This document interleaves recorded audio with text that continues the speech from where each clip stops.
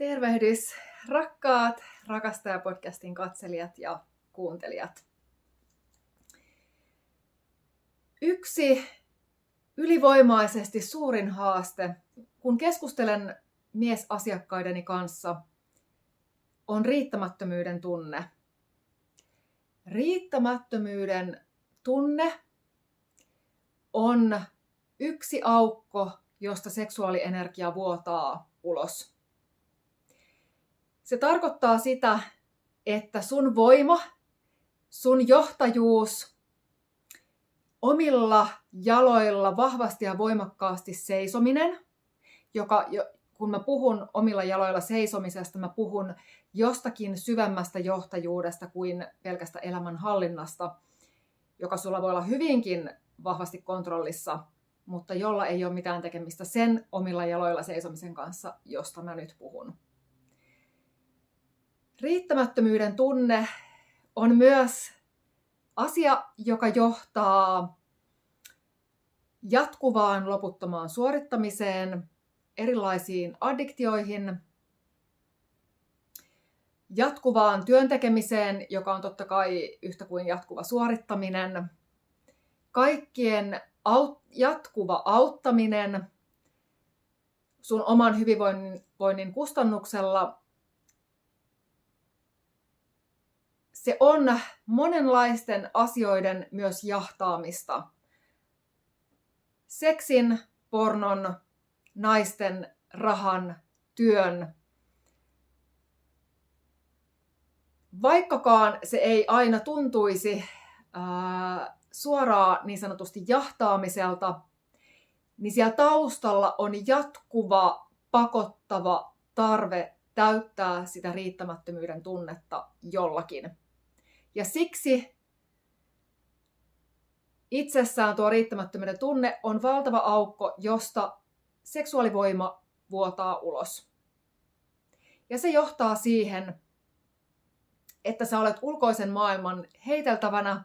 Sä tarvitset erilaisia addiktioita siihen, että elämä edes hetken tuntuisi elämältä.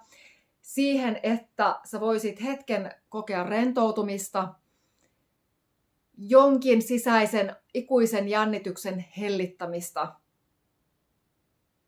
Sä hukutat itsesi työhön, addiktioihin, jotka voi olla päihteitä, ruokaa, seksiä, pornoa, työtä, jatkuvaa sarjojen, elokuvien tuijottamista silloin, kun sille on aikaa. Ja totta kai myöskin riittämättömyyden tunne voi johtaa siihen, että joillakin se voi näkyä sellaisena, että on heittänyt ikään kuin hanskat tiskiin, joka myöskin johtaa addiktioihin todella usein, itsensä turruttamiseen tavalla tai toisella, jotta elämä edes hetken tuntuisi täydeltä, täydemmältä, joltakin, edes joltain. Okei. Se, mitä sä voit tehdä, ensimmäinen askel on se, että sä tunnistat, onko sinussa riittämättömyyden tunnetta ja miten sun elämässä se on näkynyt.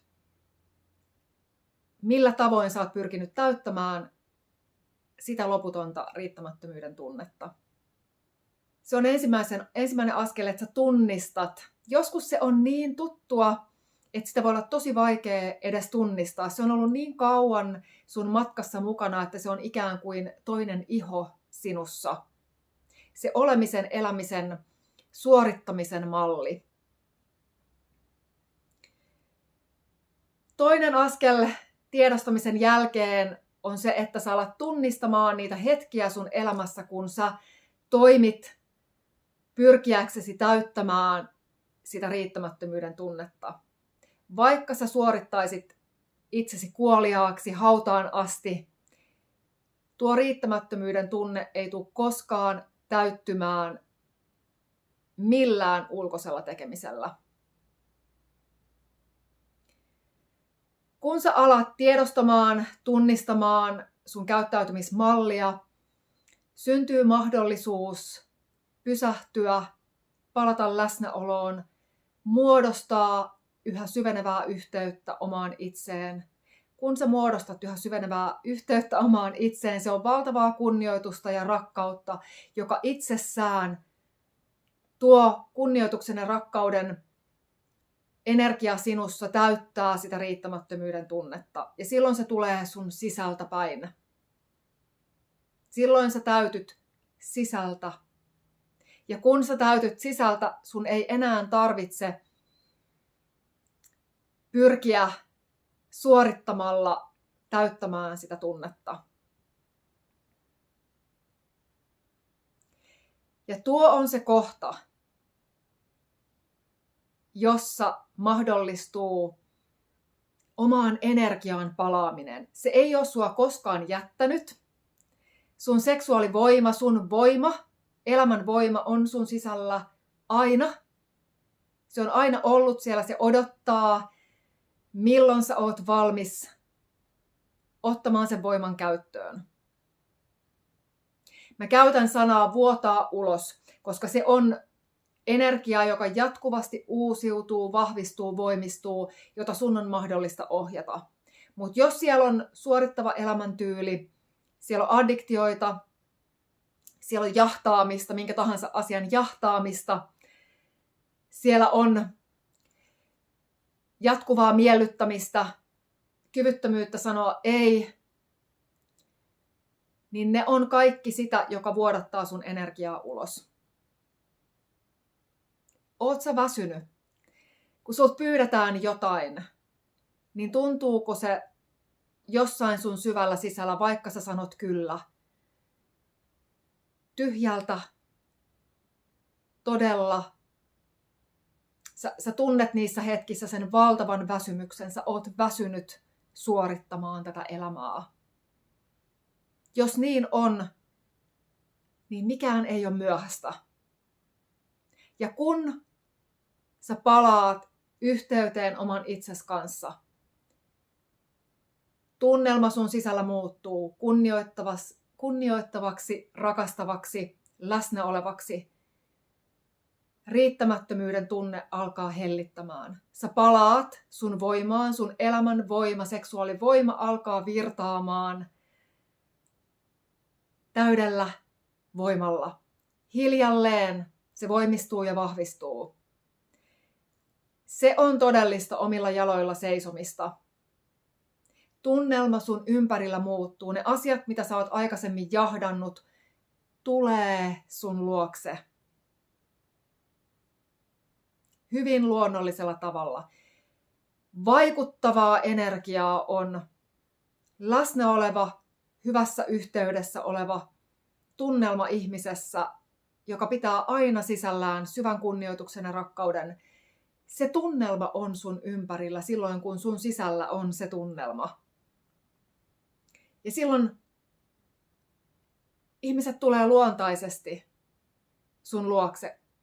Ja se, mitä sä teet sun elämässä, ei ole enää suorittamista, vaan kumpuaa rentoudesta ja rauhasta käsin. Se, miten sä ilmaiset itseäsi, kumpuaa rauhasta, turvallisesta energiasta, kunnioituksesta, rakkaudesta ja on voimakasta. Se on todellista johtajuuden energiaa. Johtajuudella mä en tarkoita, että sun pitäisi johtaa jotain isoja ihmisjoukkoja. Jokainen meistä johtaa omaa energiaansa, omaa itseään. On monenlaisia tapoja johtaa. Joskus puhuttelevinta ihmisessä on, vaikka se ei sanoisi sanaakaan, se tapa olla, tapa katsoa, se miten jonkun ihmisen lähellä voi huokaista ja hengittää. Se on johtamista. Silloin ihminen johtaa omaa energiaansa, omaa itseään. Ja totta kai se johtaa myös joskus siihen, että sitten kukakin missäkin roolissa tässä elämässä voi myös johtaa. Yrityksessä ylipäätään voi olla arvojohtajia, monenlaisissa eri rooleissa olevia johtajia. Todellista johtajuuden energiaa on kuitenkin se, mikä on tapahtunut ensin täällä. Toiset ihmiset aistii, kumpuaako sun puhuminen, sun läsnäolo aggressiivisesta energiasta, onko siellä taustalla viha, kanavoitko sä sun omaa käsittelemätöntä levottomuutta, vihaa, väsymystä, turhautuneisuutta sun puheeseen, sun läsnäoloon. Se ei ole vaikuttavaa. Se vaikuttaa ehkä niihin ihmisiin, jotka on samassa energiassa, niin voi olla, että pysähtyy kuuntelemaan, koska se on tuttua energiaa. Mutta se ei ole vaikuttavaa johtamista. Toiset ihmiset aistii, kun sun energia kumpuaa rauhasta. Se on todellista voimaa. Siinä on läsnä vahva, voimakas elämän energia, se seksuaalivoima, joka virtaa sun kehossa, sun ympärillä vapaasti. Se ei vuoda. Ja silloin sä oot myös hiljalleen valmis irrottamaan otteesi addiktioista. Sä et tarvitse niitä enää, koska ne ei palvele enää silloin sun elämää. Se on 1000 enemmän, kun sä täytyt sisältä käsin, kuin se, että sä ulkoisesti yrität täyttää niillä addiktioilla sitä tyhjiötä sun sisällä. Sun ei tarvi enää etsiä lähdettä, sun ei tarvitse käydä lähteellä, vaan sä ymmärrät olevasi toi lähde. Elämän voiman lähde. Se on puhuttelevaa, karismaattista. Sun ei tarvitse yrittää olla mitään. Se on hyvin luonnollinen tapa olla sitä, mitä sä olet, sun ainutlaatuisessa, autenttisessa energiassa. Se on todellista johtamista.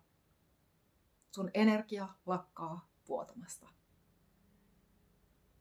Jos sua kiehtoo oppia syvätasolla ohjaamaan tuota energiaa, luoda sun elämään valtava rauha, palata sinne, mikä on sussa ollut aina läsnä, kuoria ne kerrokset pois, tutki tämän videon alla olevaa linkkiä lisää. Mä oon täällä sua varten, me voidaan tutkia, pystynkö mä palvelemaan sua jollakin upealla tavalla. Sä oot ihan suunnattoman rakas.